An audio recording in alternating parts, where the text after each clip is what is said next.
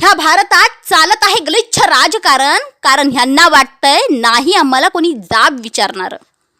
प्रत्येकजण करतंय एकमेकांवर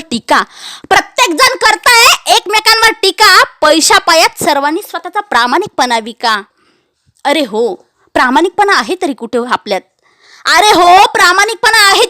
आपल्यात? कारण सत्तेवर आल्यापासून सर्वांनी आपापल्या खुर्च्यात जपल्यात.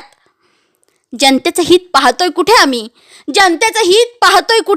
कारण गरज संपली आता जनतेची, कारण निवडून दिलंय हो मायबाप हो तुम्ही. 1500 रुपये वेगवेगळ्या स्कीमच्या आमिष लोकांना देतात. निवडून येतात, सगळ्या स्कीमा किंवा लाडक्या बहिणी अपात्र होऊन जातात. काही गद्दार एकमेकांचे चाटतात तळवे, असे भरपूर आहेत राजकारणात काही भडवे. खुर्चीपायी सगळे आहेत